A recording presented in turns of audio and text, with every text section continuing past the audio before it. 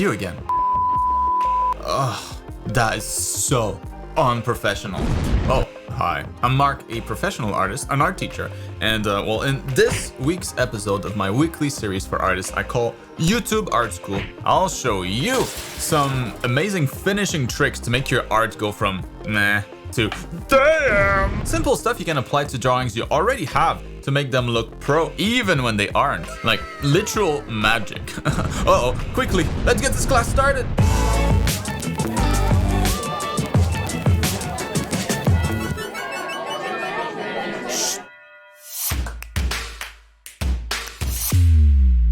Alright, class is in session. Pay attention, you hear me? Today I'll show you a couple of tricks.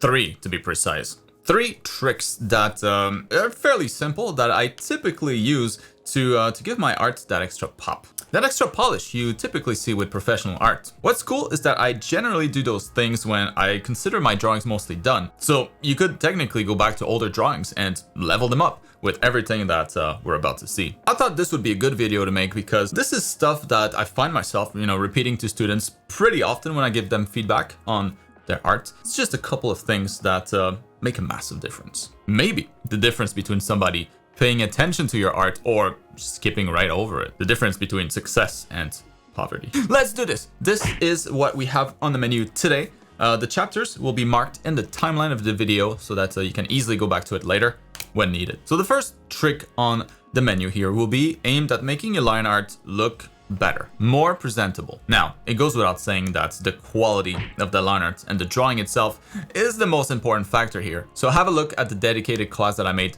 on line art specifically after this video, link down below. But with the assumption that you already have a pretty clean line art, maybe something like I have here, how can we make this look significantly better in terms of presentation? Well, it's not bad as is, but it doesn't really pop as much as it could. We're leaving some pop on the table. Let's level up this drawing. Let's get it. Now, the first step to make this better will be to create a new layer, set to multiply mode, and fill the silhouette of your character with a super light shade of gray. You're probably wondering how that has anything to do with the line art, but sit back down and stop screaming. You'll see why in a second. Once that flat layer is done, we're gonna go back and select our line art layer and then duplicate it. With the new copy selected, we're gonna go in our filters tab and apply a Gaussian blur effect. Now for this, we don't want something that's too overkill, like too broad. Just a little bit of a halo around the lines is what we're going for here. Just a couple of pixels, so something like this should be pretty good. Now this is a little too intense, so we're gonna drop down the opacity to about 30% is where I usually keep it. So just a subtle effect, off, on, off, on. But it already adds a nice quality to the line art. That already looks pretty good, but the fact the blur is bleeding outside of the silhouette is not nice. See this? Ugh, we need to get rid of that. I could erase it manually, but ain't nobody got time for that. Remember the flat layer that we have? Now we need it. We'll just have to control click that layer to select its content, and then making sure that our blurred line art layer is selected, we'll just invert the selection to essentially select everything but the silhouette that we had selected. And now we can comfortably erase the blurry edges we don't want. Click the delete button to clear it all at once. Now, that's nice. We're not done though, please. Next, let's add some inner glow to the flat layer. We'll just add a little bit to emphasize the silhouette outline some more, like that. So, pretty subtle.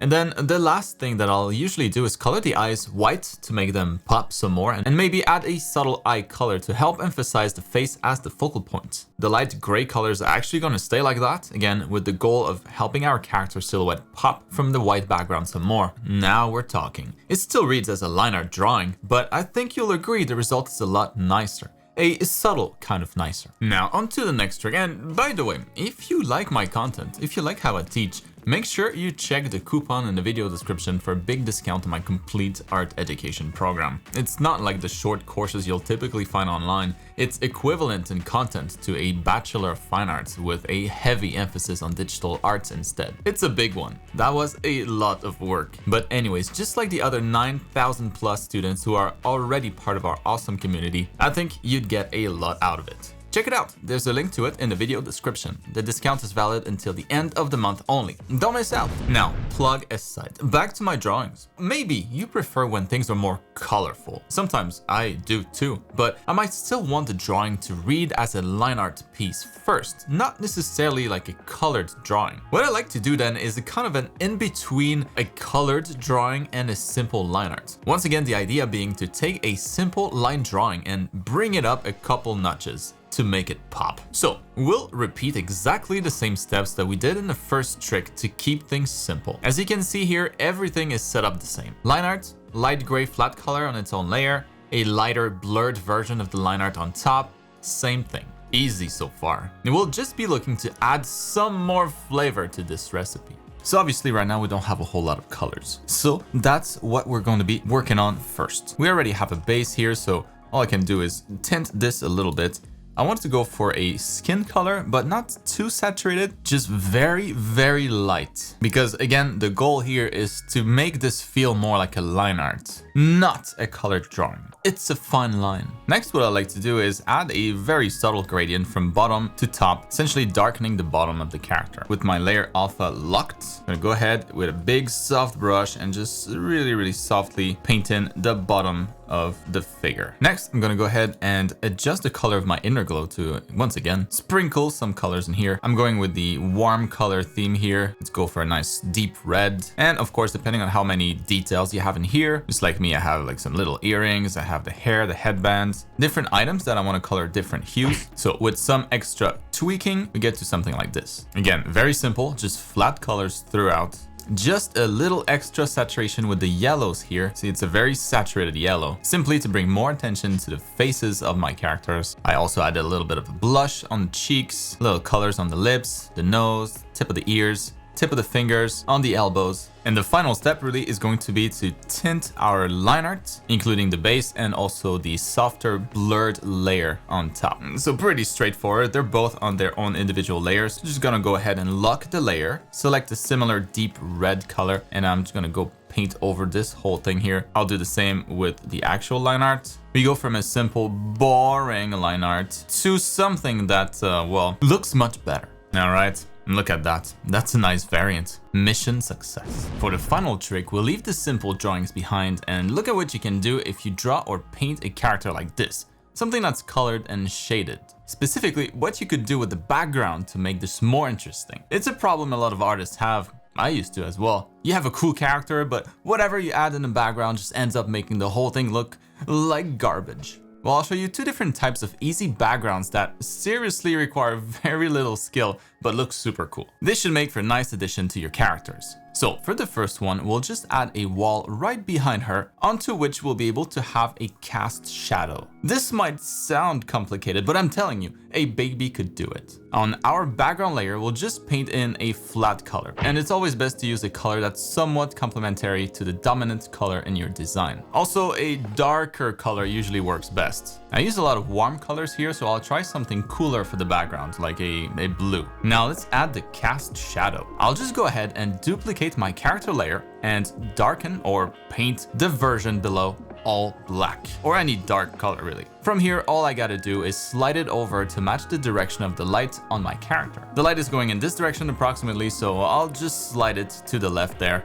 reduce the layer opacity a bit, and oh snap, we have cast shadows. Now the finishing touch. With a big soft brush, we can quickly paint some light on the wall to make this look even nicer. And as I said, super quick. Looks nice, right? And then finally, let's move on to the last background variant. This one is the easiest. Grab a photo or a painting, any image really, and blur the doo-doo out of it. In my case, just a random photo of a restaurant. We'll use this as a way to suggest that the character is in focus within an actual scene, where the background is out of focus and blurry. We can then add a lighter or darker glow locally around the silhouette to ensure that we have maximum contrast between the character and the background for the entire contour of the silhouette. We want the character to pop. We don't want it to blend with the background. For example here, the values of the background and the character are pretty similar in this particular area. We don't want that. So I can darken the background a bit in this case to make the contrast between the two more obvious. Or in a different area, maybe the silhouette of the character is too dark, then you'd want to lighten the background locally instead. You do whatever you gotta do. And well, now the silhouette reads really well. But once again, the goal is to make the character pop, so you might want to adjust the color balance and choose complementary colors to the color of your character. Or more simply, if your character uses mostly warm colors in its color palette, use cool colors for the background, and vice versa. And now look at that. Two nice backgrounds that were done in just a few minutes, but look pretty nice if I dare say so myself. Give those a shot. Do it now. And well, that's gonna wrap it up for this week's class. Hopefully, these tricks help you get more attention for your art.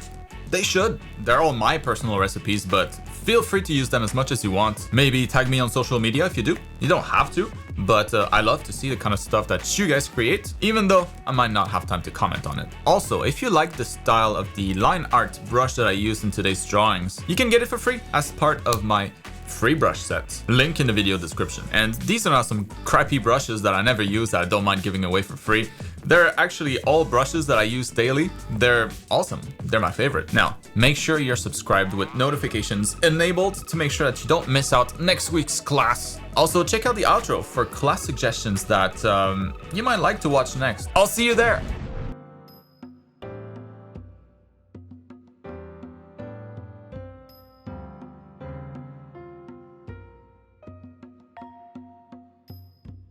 Oh, you again.